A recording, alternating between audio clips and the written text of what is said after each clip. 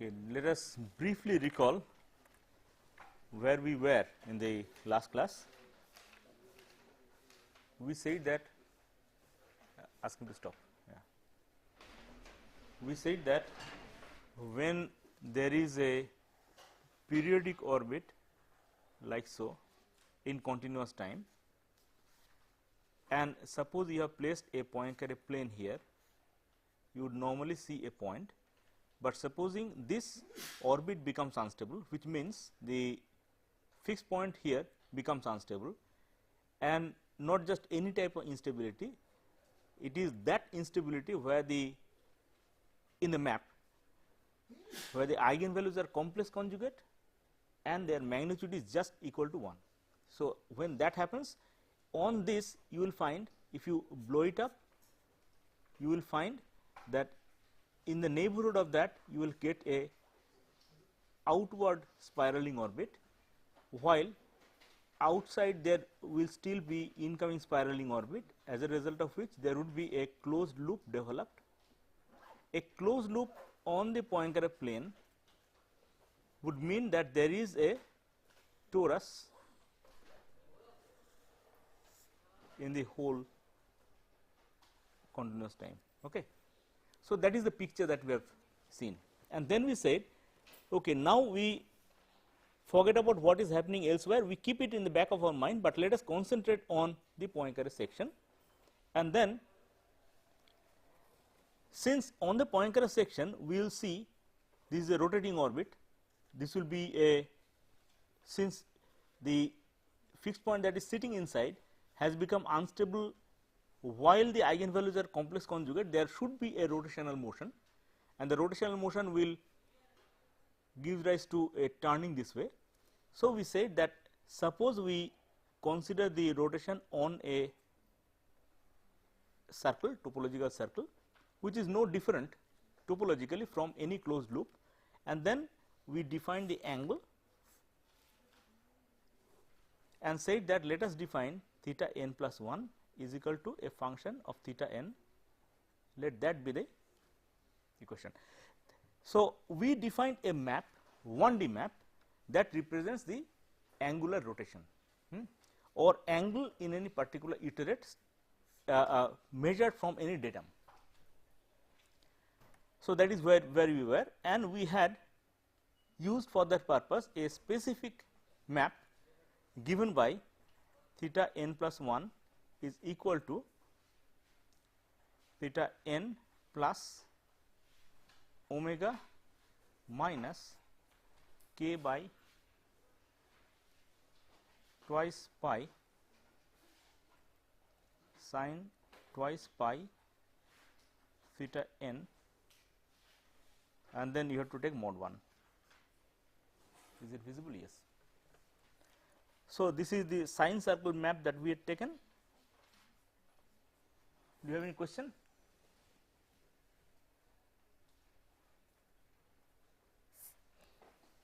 So, we had taken the sine circle map, and then we had gone ahead with this argument that if this is the representation of the dynamics as it turns, then we can identify very easily the situation when there would be a mode locking, 0 to 1 mode locking.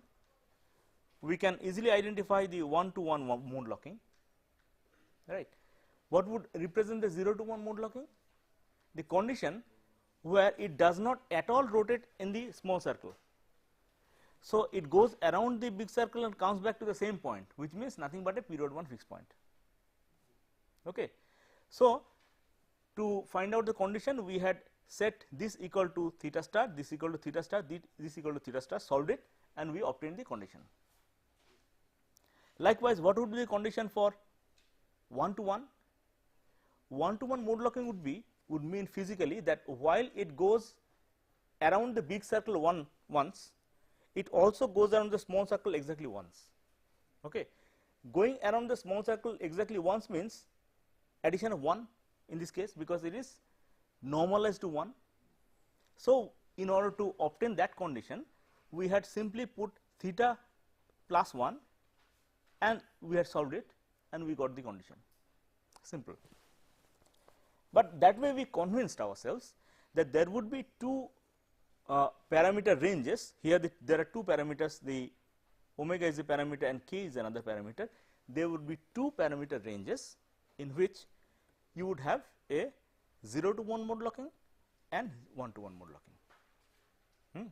We had more or less come up to this stage in the last class, right. So, do you exactly recall what the ranges were? So, 0 to 1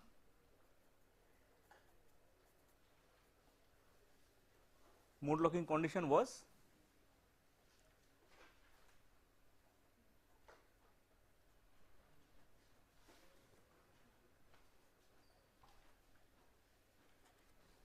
all right, and 1 to 1 mode locking condition was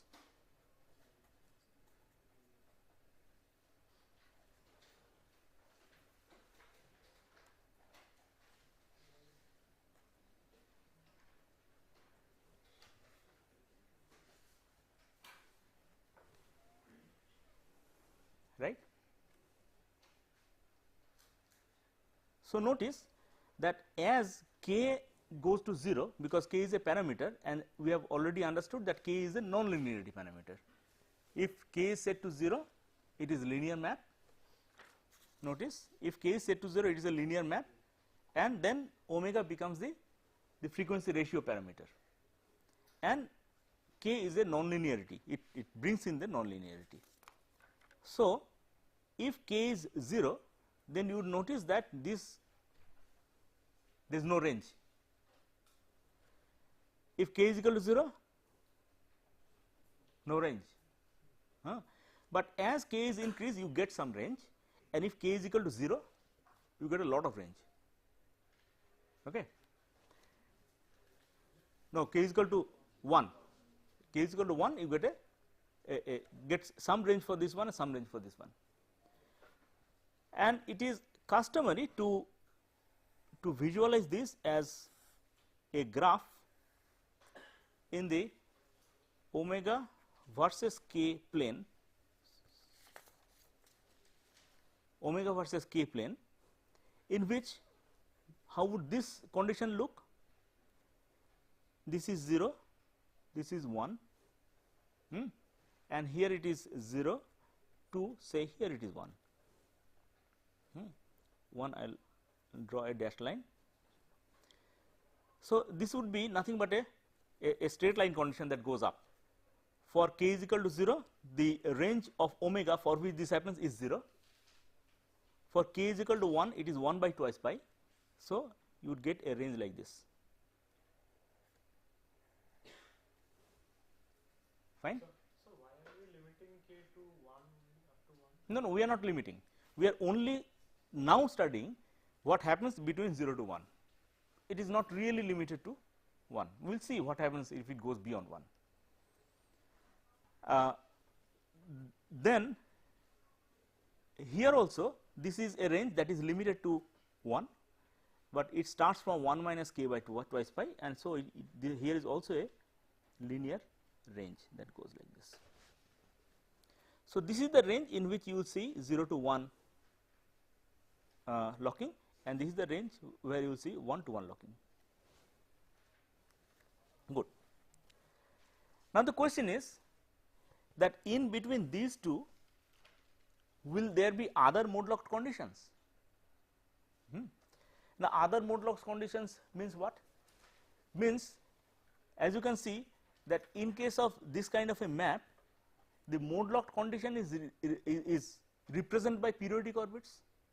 If it is periodic, then it comes back to the same state after some time, which is nothing but a mode locked condition, right. So, by the same procedure that we have already learnt, we can find out the range of parameters for which it becomes period 2, for example. If you try to do that yourself, this will give you some trouble, because you will land up in a transcendental equation. So, that needs to be solved numerically. If you do so, then you will find that here also there is a range that goes like this.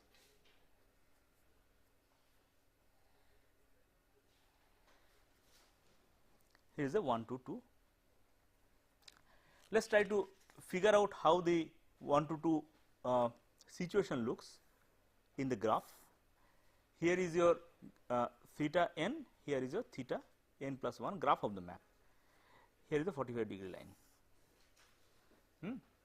So, it would be something like this, and then from here it will come back here and it will start like this. So, you can visualize a orbit something like this, say here to here. No, the drawing is not correct. I'll draw again.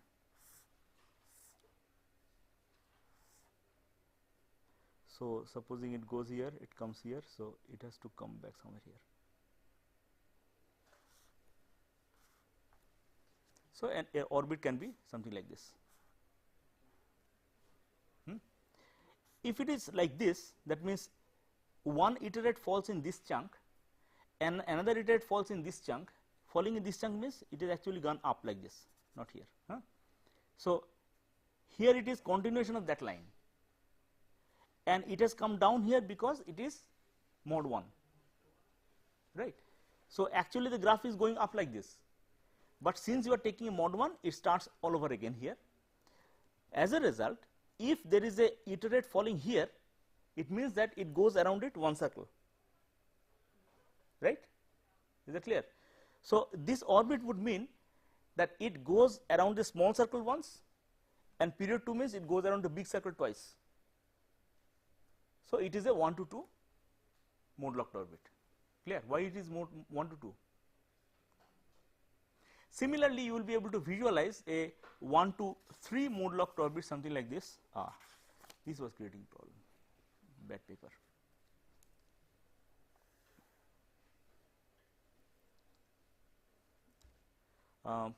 Drawing this is difficult, so I will just show you the graph from the book. Can you see? Yeah. Can you see this graph? So, this is the period 3 orbit, fine, and in the period 3 orbit, I mean they have shown it starting from some initial condition with some iteration, that means the cobweb diagram. Finally, it converges onto the period 3 orbit. What would be the winding number for this one? Looking at this, can you figure out?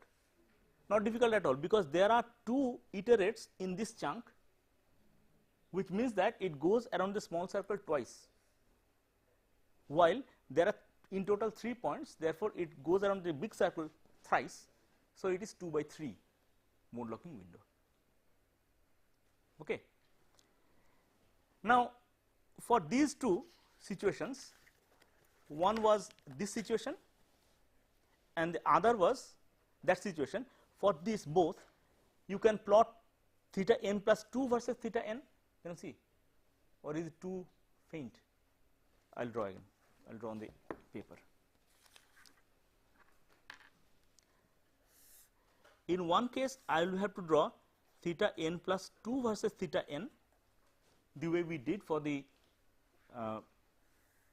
logistic map, in order to understand the character of the period 2 orbit, and the other case we will need to do 3 plus.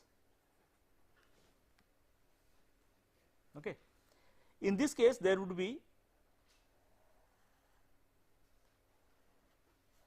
this kind of behavior. So, as a result of which there would be few fixed points around it. In this case, there would be more number of these things, and it is not difficult to see that the more you increase this this number, that means which iterate I am talking about, the more would be these oscillations.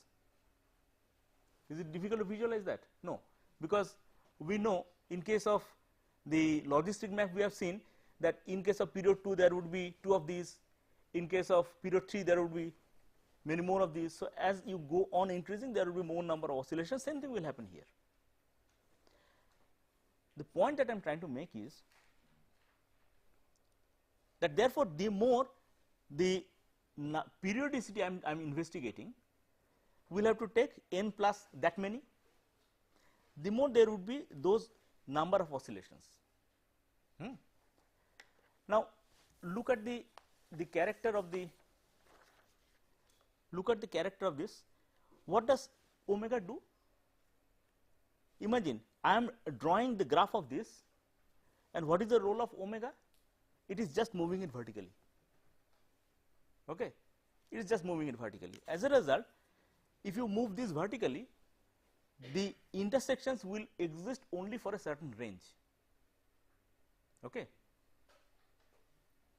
I am trying to give you a sort of intuitive argument that you can appreciate. Mathematically, everything can be worked out algebraically, but very long calculations will be necessary. So, I am trying to give you an intuitive argument. There would be oscillations in this graph. Now, the more this periodicity, the more will be the oscillations. As a result, as the omega is increased, this will be moved, and naturally, the higher the oscillations, the smaller will be the range of omega for which this orbit this graph will intersect the 45-degree line. That is exactly why when you plot, you find that as you increase let us put it this way.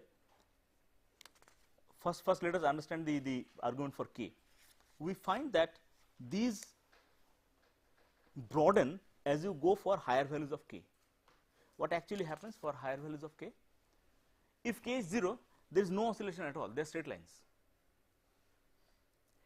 If you introduce k, it becomes slightly like this. The more it increases, it becomes larger oscillations. As a result, the intersection will exist for a larger range of omega as this goes up and down. Fine.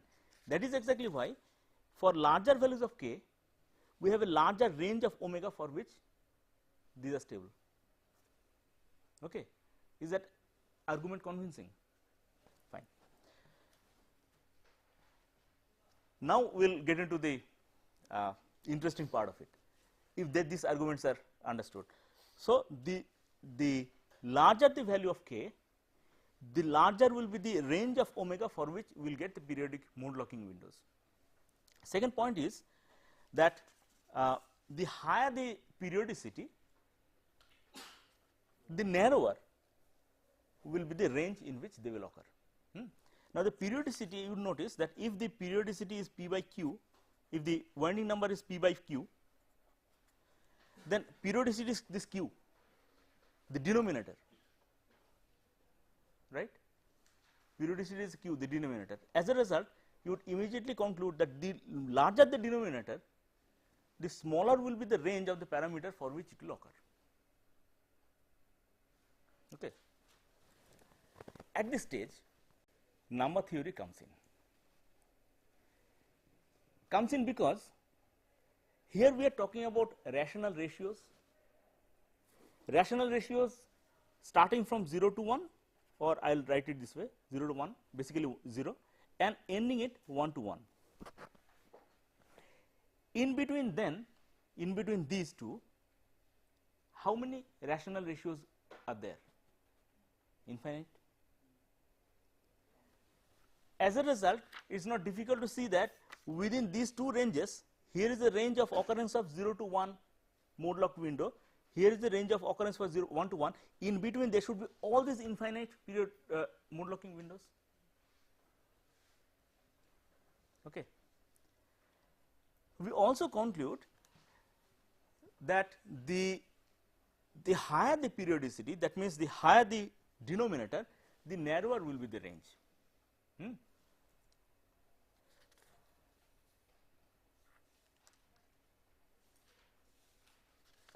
A nice way of visualizing that is if we plot omega versus the winding number. It must start with 0 and it must end with 1. So, it goes from 0 to 1. Now, you are using omega as a parameter. Say you are setting some value and you are slicing through this, right? You are slicing through this. what you will see? You will see all these ranges in which there would be mode locked windows. As a result, this graph looks like this, difficult to draw, extremely difficult to draw. There would be a range here, 1 to 2 mode locked, there will be a range here, there will be a range here, there will be a range here, so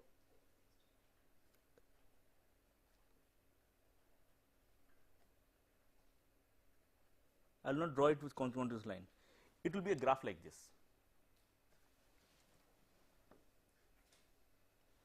You will get a graph like this. What is the speciality of this graph?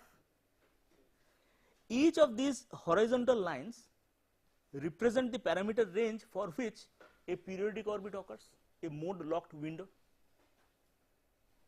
right. And since if I ask you how many of these mode locked windows are there, your answer would be infinite, because there are infinite number of rational ratios between 0 and 1. Okay. So, if you imagine that this is a staircase and an ant starts from here trying to climb up to 1, how many steps does he have to climb? Infinite. He says, okay, no, I do not want to get up to that level, I only want to get up to that level. How many steps? Still infinite. No, I do not want to get up to that level, I only want to get here. How many steps? Still infinite. So, you see, in order to go from any place to any place, he has to climb infinite number of steps. He actually cannot climb. That is why this typical structure is called Devil's staircase structure.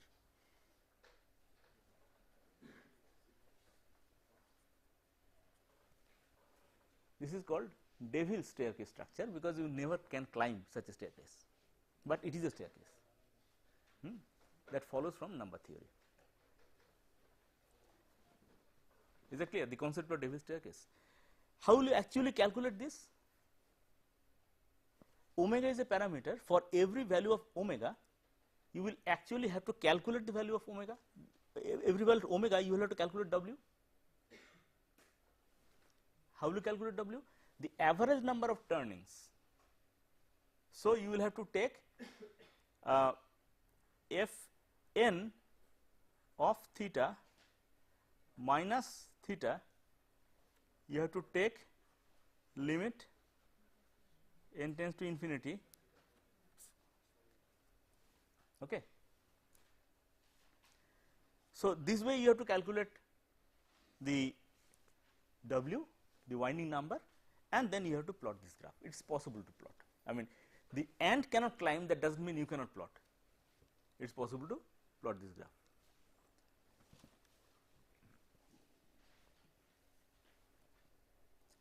Of course, you will be able to calculate these to a finite precision of the computer, but nevertheless it is possible to plot these graphs. Another very interesting thing follows from number theory.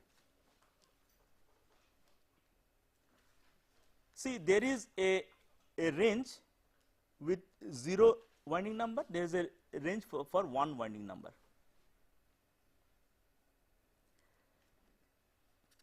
No, I'll write somewhere else. Suppose there is a range, suppose there are 2 rational ratios I am talking about. Now, forget about dynamics, just consider number, 2 rational ratios, P by Q and P dashed by Q dashed. Suppose this is 2 by 3, this is 4 by 7, and suppose these are not, these are brought down to the minimum level. That means, we are not talking about 4 by 6.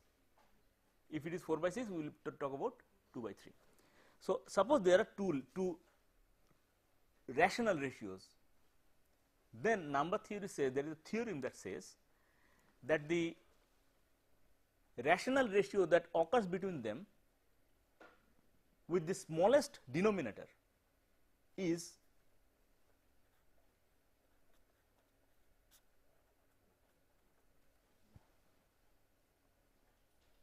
okay. This does not follow from dynamics, it follows from number theory, was proved pretty long back. It is a number theory proof, but that immediately becomes applicable here. Why? Because here we are talking about rational ratios, and we are interested in mostly how big is the parameter range over which it will a specific ratio will occur. For example, suppose I am trying to find out the which is the mode locked window that will occur between this and that. Obviously, for practical purposes we will be talking about the window that is largest. Essentially we are talking about this. Then number theory says that that can be simply found by p plus p dash by q plus q dash. Why?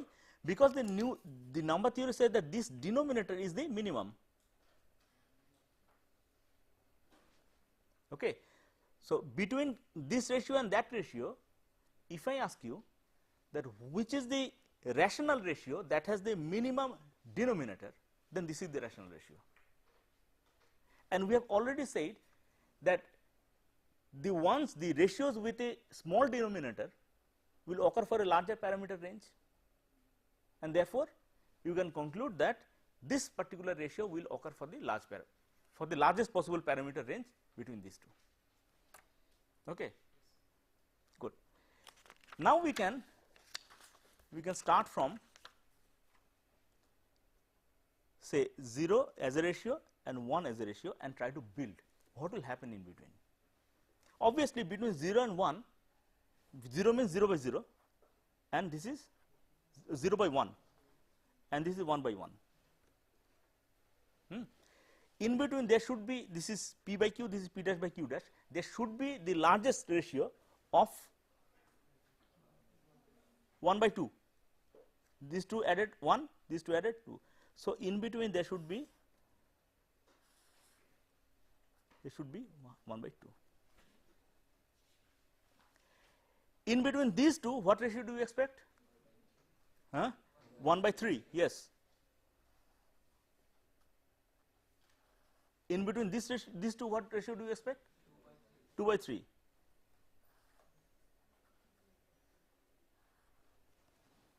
In between these two, what ratio do you expect?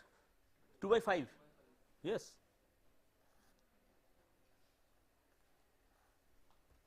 In between these two, what ratio do you expect? 3 by 5. In between these two, you can easily construct. Can you see that it goes up? And as it goes up, you have the ratios with a larger denominator, and smaller denominator ranges occur to the base of this tree. Okay. What will be here? Quick. 1/4. What will be in between these two? 3 by 9, 1/3, right? 2 plus 1, 3, 4 plus 5, 9. 3 by 9 is nothing but 1/3, and so on and so forth. You will be able to build up the tree yourself. And actually that is what happens in dynamics. If you see a bifurcation diagram of this system, then you will be able to identify exactly these ratios as the mode locked windows occurring between them. This tree is called the Faraday tree.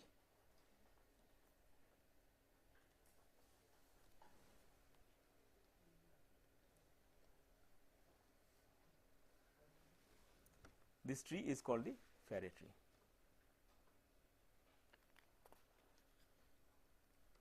Okay. So, now we can do some filling up of this.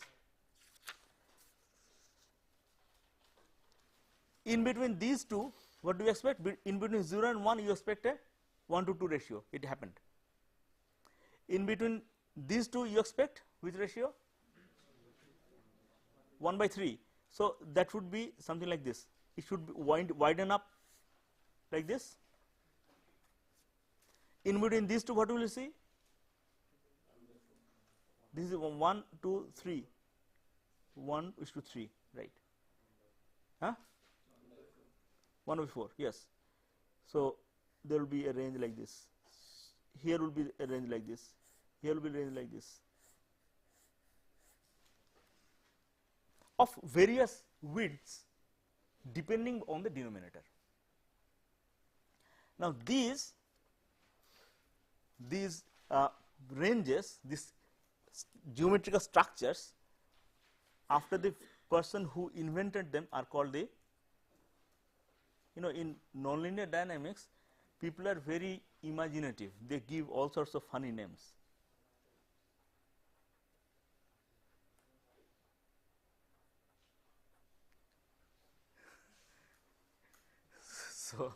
So it is named after his tongue. So these things are the Arnold tongues. He was a mathematician in the 1960s who noticed this structure.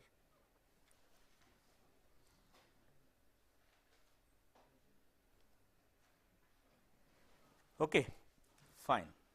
So you have these nice Arnold tongue structures. What are there in between? In between, is there any gap in between?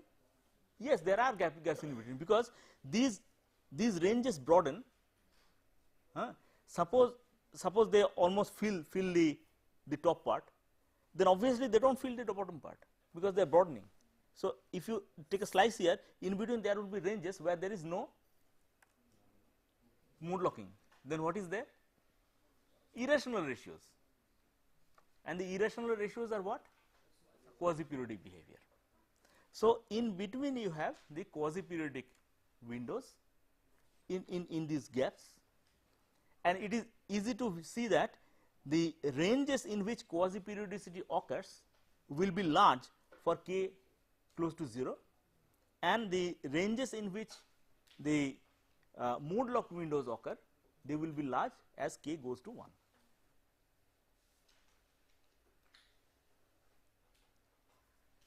I will get back to some more concepts of number theory little later.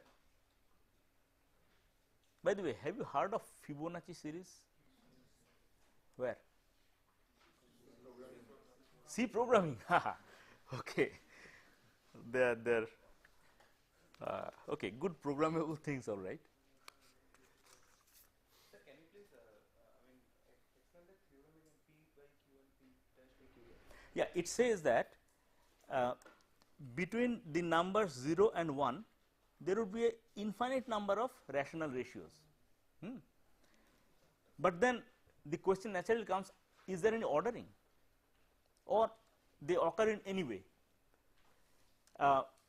Mathematicians showed that no, they occur in some specific ordering sequence, and they showed that if you have in between somewhere a ratio p by q, and somewhere here a ratio p dash by q dashed, then in between there must be the ratio p plus p dashed by q plus q dashed. And not only that, this particular ratio has the lowest denominator in between these two. In between these two there will be infinite number of rational ratios, but all of them will have a larger denominator than this one. So, okay, take 1 by 5 and 5 by 9. So take 1 by 5 and 5 by 9. In between you will have 6 by 14. so cut off. But in between there is half. Hmm? In between there is half. So the number half. Half. That is large. 5 by 9 is. In between the number half also occurs, is it?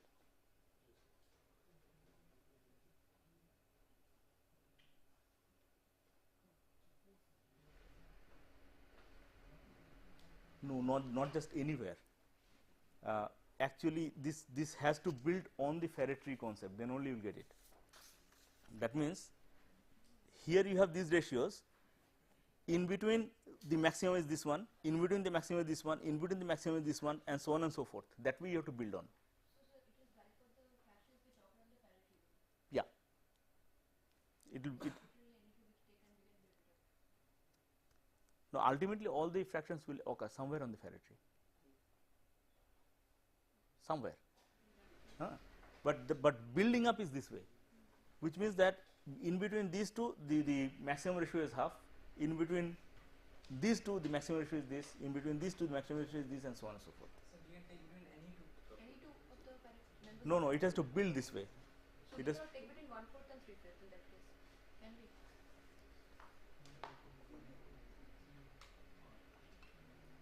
oh, this will not be allowed then. Yeah. 1/4, 1/3 you can take, yes. Between the consecutive ones you can take. So between 1/4 and 3/5 we cannot.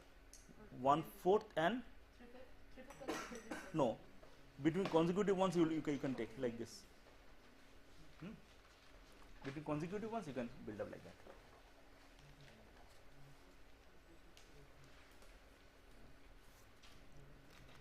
So P by Q dash is true only for parity conversions. P by Q by Q dash, P dash by Q is That's true only for these fractions. These are coming in this parity. no, all the fractions will ultimately occur in the parity. Fractions will occur. All the fractions will occur in the parity because the parity actually contains an infinite number of fractions. Okay, your point is correct. You cannot just join any. You're right.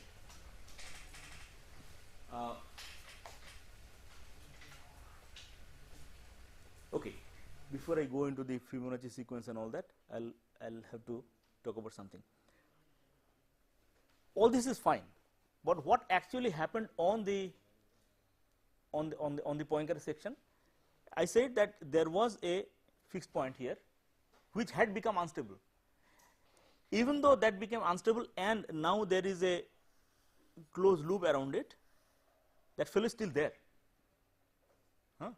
As an unstable periodic orbit, that fellow is still there. But as we said, that supposing a periodic orbit has developed, which has one point here, another point here, and the third point here. The question then is, what makes the loop? I can find 3 points. On what basis do I say that there is still a loop? On what basis do I say that it is a movement on a torus? Obviously, a valid point. I have to have some construction that shows how these parts are constructed. Now, whenever there is a birth of one of these periodic windows, all periodic windows are born through saddle node bifurcations, and there is no exception here. Here also there is a saddle node bifurcation that happens, through which these are born. That means, when this periodic window, this period 3 is born, there is also a saddle that is born. Suppose the saddles are here.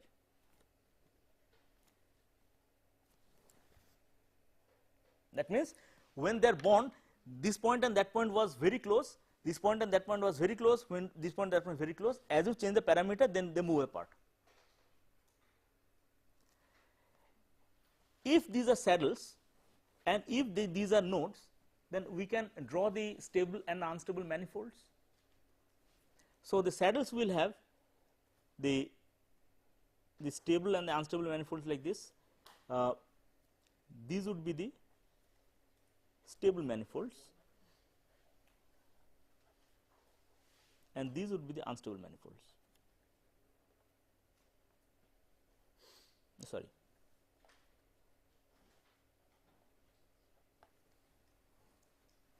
So, anything that is inside, because of the action of these stable manifolds, goes outward to this loop.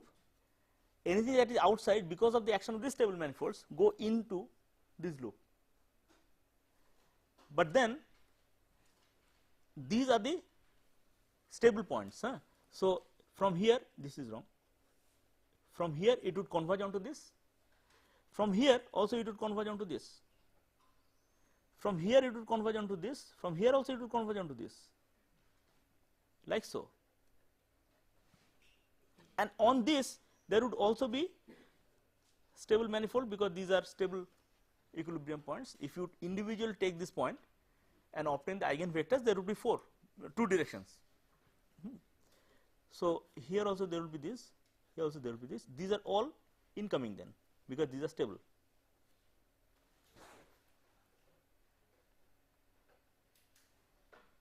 All right. What happens to these guys as if you extrapolate them further? They must all converge onto this point or diverge from this point. But this point is a spiraling orbit, right? This point, if you take a closed neighborhood and obtain the Jacobian, this will lead to spiraling orbit, which means that it would be a spiraling thing and so on and so forth. So it is actually like this.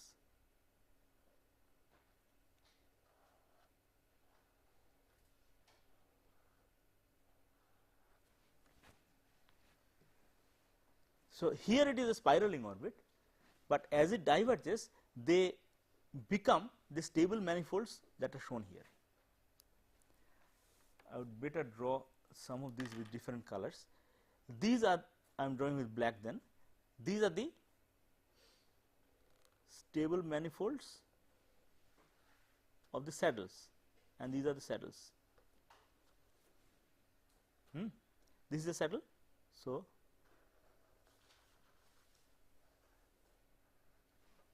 and this is another saddle.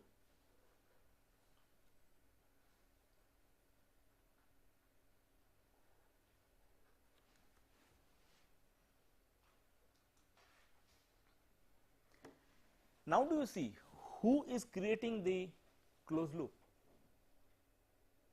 The closed loop is actually formed by the unstable manifolds of the saddle fixed points and the stable manifolds of the nodes. The unstable manifolds go outwards and converge onto the stable manifold of the nodes, so on and so forth, and that is what creates the closed loop. So that is the geometric process of creation of this closed loop. Clear? So this closed loop is actually there. It is a geometrical construct not out of our minds, it is there. So even if I can identify only 3 points, still we can say with confidence that it is a mode locked window, not just any type of period 3 window. We have already seen that there are period 3 windows in, say, the logistic map. One way of looking at it is that if you see that means in the logistic map there is a period 3 window, fine.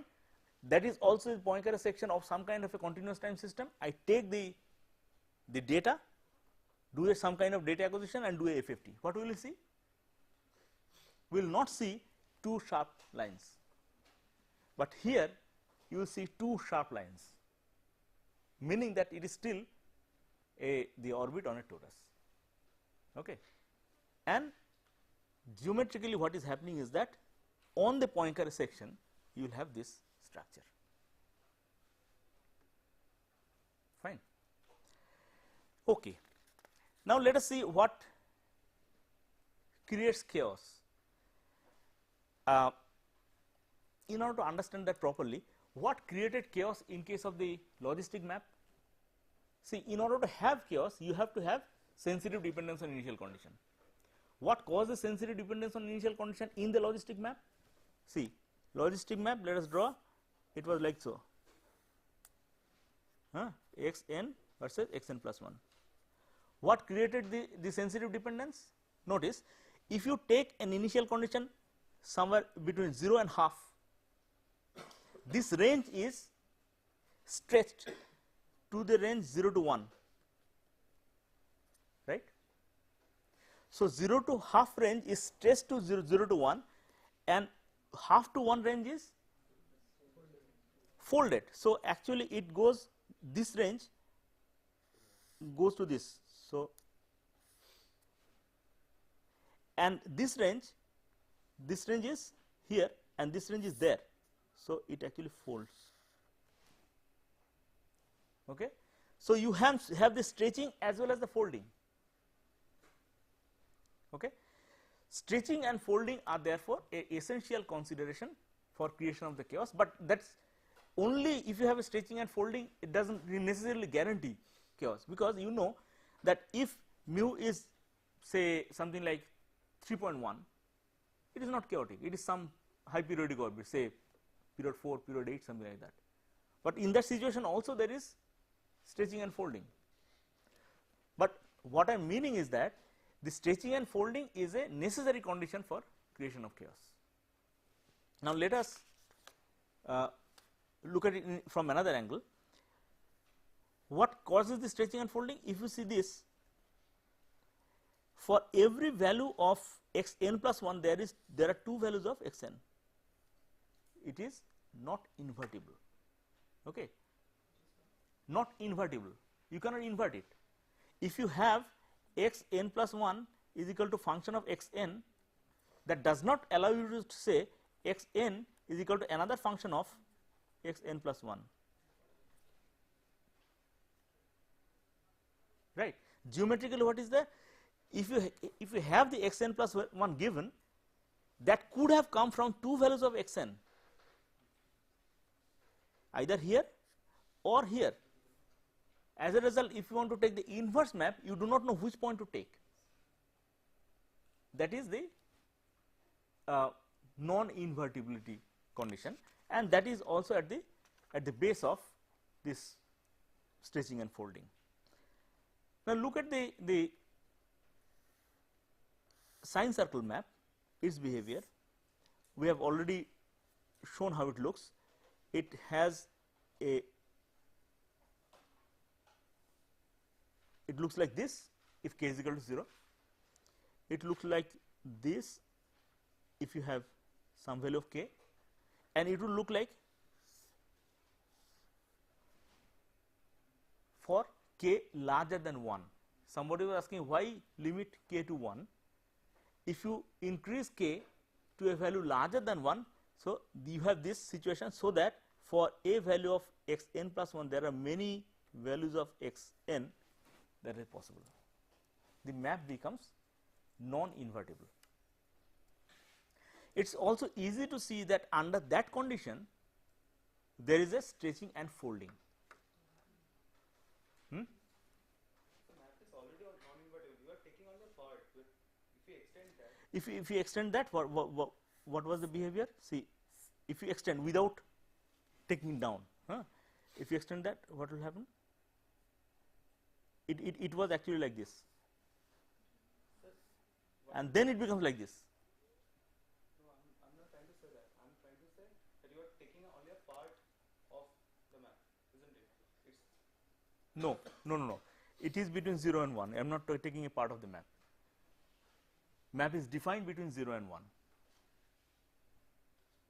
1. Because of the mod 1 condition, I am taking the mod 1, thereby I am limiting to 0, 1, 1. So, I am not taking a part of the map. This is the whole map, and the whole map, so long as these lines, see, it was like this, it was like this, it was like this, and finally it becomes like this. When it becomes like this, there is a non-invertibility condition that has come in, and that happens when k is 1.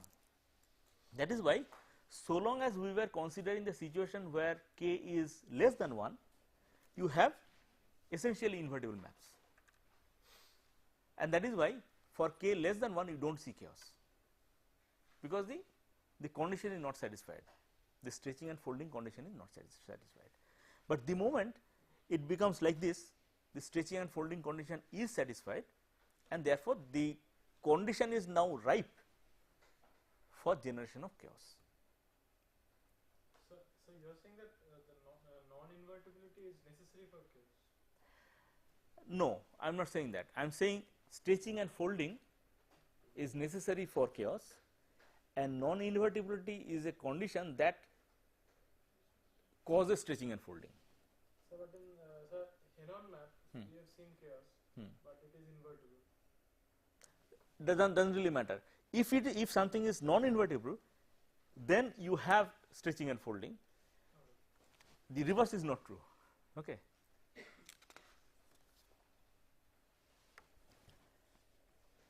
Fine. So we conclude that if you have, where is that diagram we had? Yes, here. If you stretch k further, up there we expect chaotic behavior. But we have also seen that in this part there will be more of quasi-periodic behavior, in this part there will be more of periodic behavior, mode of periodic behavior.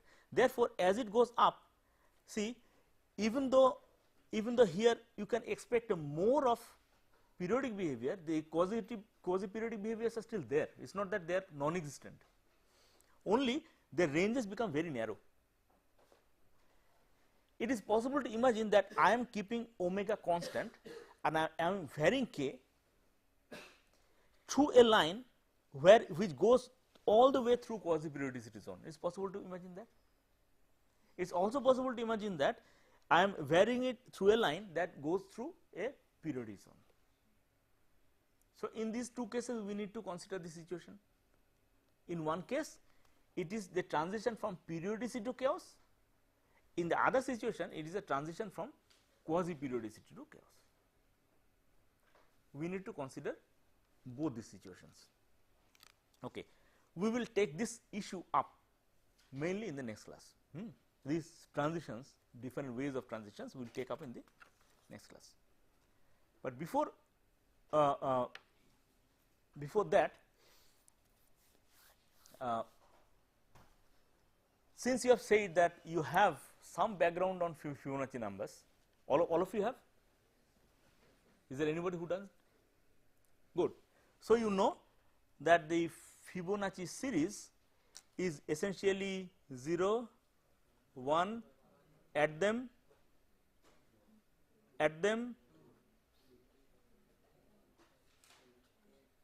so on and so forth. And what is the Fibonacci ratio? Now, Fibonacci ratio is, or golden ratio it is sometimes called, is if you go on making ratios of the subsequent numbers. That means, the first ratio is then and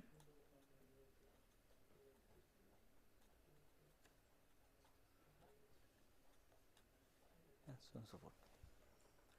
This series actually converges onto a ratio.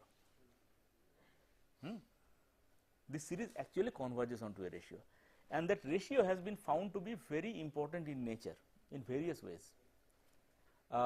When saplings grow, the distance in which the leaves sprout, if you measure the distances, you will find that they follow this Fibonacci ratio.